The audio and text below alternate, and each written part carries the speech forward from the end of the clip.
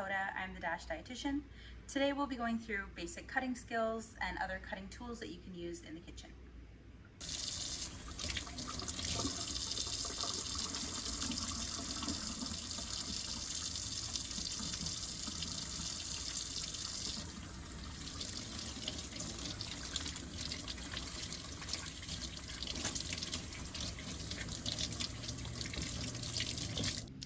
Alright, so this is called your chef's knife. This is the most versatile tool that you will use in the kitchen.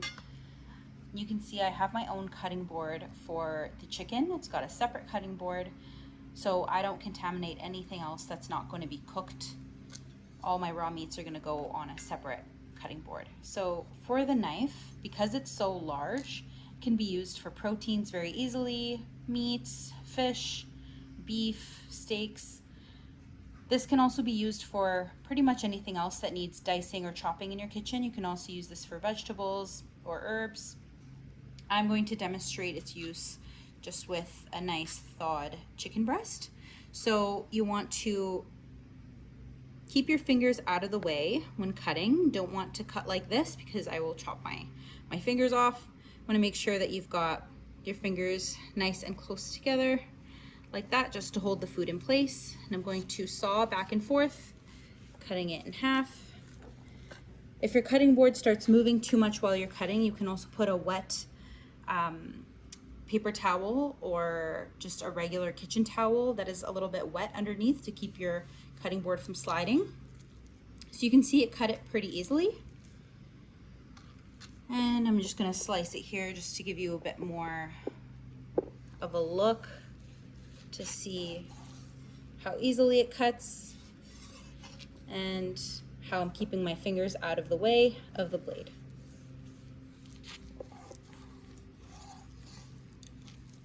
There you go.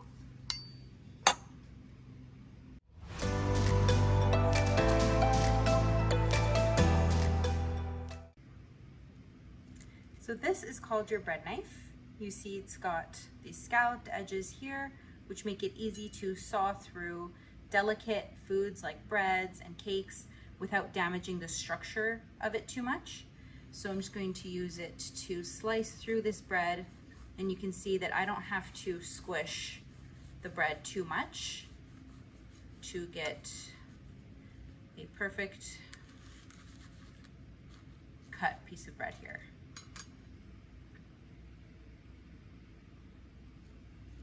This little one here is called a paring knife. This is great for smaller fruits and vegetables that you want to peel or slice through.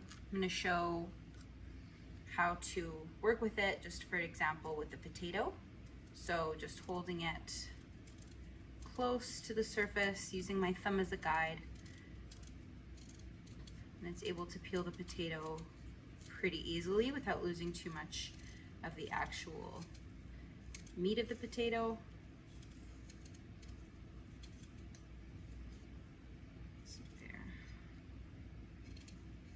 I'll slice this, peel up this whole potato, and we'll show you how to dice it using a different sort of knife, but you can also use this knife here for slicing fairly easily. Again, I'm going to tuck my fingers in and slice down with my thumb on one side, my fingers wrapped around, and my pointer finger just sitting right on top like that. So this is also a very versatile tool in your kitchen. You can use it again for those small fruits and vegetables. This one is called a santoku knife. You can see there's these small indentations in here that make it easy to slice without the food sticking to the knife. So this again is for anything that you would use a chef's knife for. You can just use this for the smaller items in your kitchen. So I use this when my chef's knife is dirty, actually. This is just mainly what I use. So again, you can just slice through food without it really sticking to the knife. You can dice and mince with this as well. So I am going to also demonstrate the use of this knife with an onion. I'm going to peel the onion first by cutting off one end. Now, because of my nails, it's going to be a little hard for me to hold on to things the way that you're supposed to. So something else you can do is grab a fork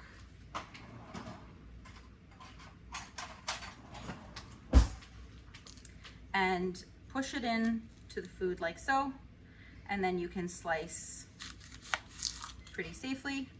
So something else I wanted to do was just cut off the other end of this onion. I'm gonna hold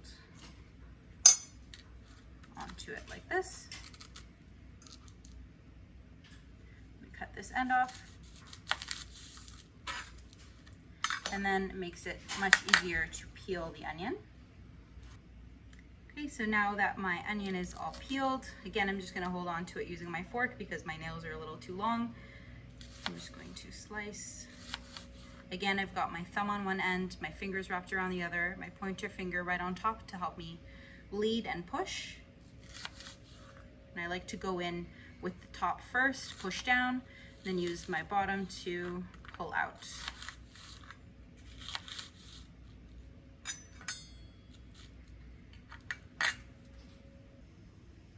This here is a handheld food processor. It's got some blades inside and the top that fits nicely on top. So I'm going to use this instead of cutting because I am tired of cutting and chopping. I've chopped a lot today. So I put in some large pieces of onion, some garlic cloves. I'm gonna fit the top right here. And then you can get the person you support or staff, you know, anyone else that doesn't like to chop so much, you can get them involved. All you really have to do is pull the string pretty quick, a few times until you get to the size that you want.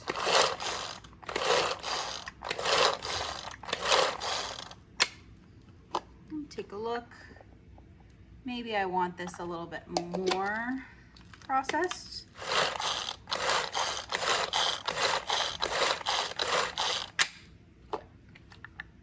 Much quicker to do than chopping, much safer for the people that you support if they want to get involved. All they have to do is pull the string while you hold on to the top.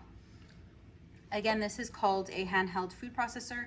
You can find this also by searching pull string attached to it.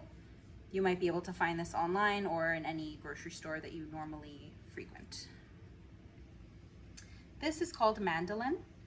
You can purchase other tools similar to this. There's something called a food chopper that you can lift up, put the food in, chop it down, and it will dice things very nicely for you. This again is called a mandolin, so you can slice things with this. There's also other attachments where you can grate things. I'm going to just demonstrate the slicer. We've used the slicer tool. I'm going to put in the tomato right here. This fits right on top so that you don't have to get your fingers too close to the blade. So I've got the tomato in here in the mandolin. I'm going to put the cover on top and use this here ledge. I'm going to push it over the slicer and it's going to slice for me so I don't have to get my fingers in the way of a blade.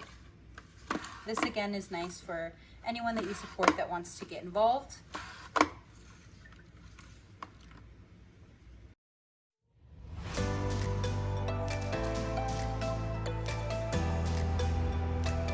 Thank you for joining me today. I hope you learned something new, and I'll see you at the next one.